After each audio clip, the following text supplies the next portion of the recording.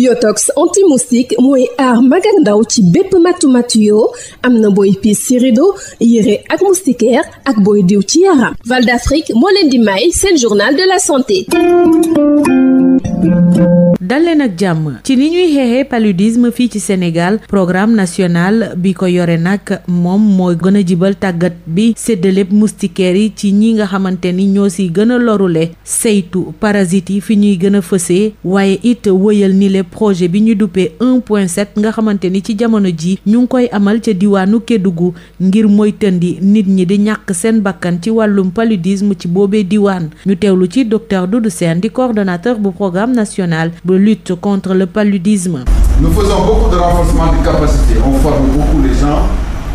dañuy def ay formation yi bëri te it dañuy maye ay sànke ci ay daara ak yeneen bërëb yi nga xamante ni daa nekk pali bi dafay gën a am doole te loolu yëpp lu muy firndeel mooy ngir fexe ba population bi xam ni ñoom ñoo ñu tax a jóg su ko defee politique yi nga xamante ni moom la ñuy taxawal ngir xeex bi le paludisme nag ñu xam ni ñu ngi koy jëmmal.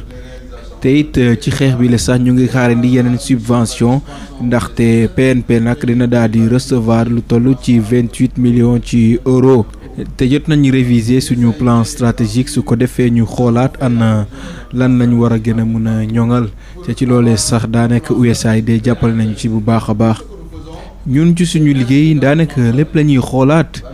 même li nga xamante ni moom mooy wàllum garab yi ñu jox nit ñi léeg-léeg dañuy xool ana garab yi fan la toll ci yaramu nit ñi ba xam am na ay effets secondaires am déet te loolu fépp lañ koy defee même Kédougou sax foofu sax am nañ foofu ay programme yi am solo te jot nañu xool def suivi bi ba ci famille yi nga xamante ni ñoom ñoo jot a am ci yooyu les programmes. jaajëfal naa leen ci déglu bi dig daje ci beneen numéro.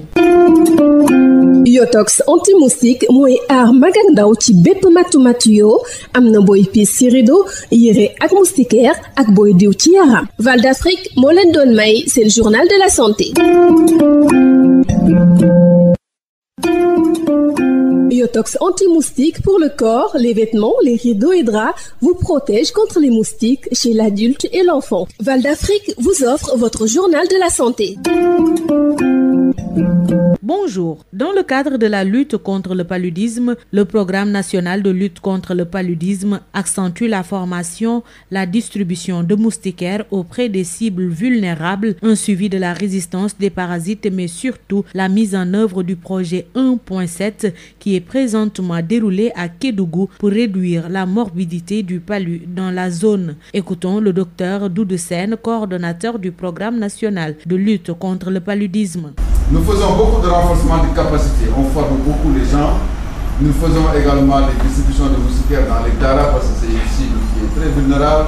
Nous faisons également des supervisions dans les entrepôts, dans les établissements pour dire que si au niveau du PNP, nous faisons beaucoup d'efforts quand même pour que la politique de lutte contre le paludisme soit quand même adoptée par les populations. Ici, pour les perspectives, les réalisations, le PTA, l'élaboration et la soumission de la subvention au GC7, le PNLP va bénéficier d'une subvention à hauteur de 28 millions d'euros.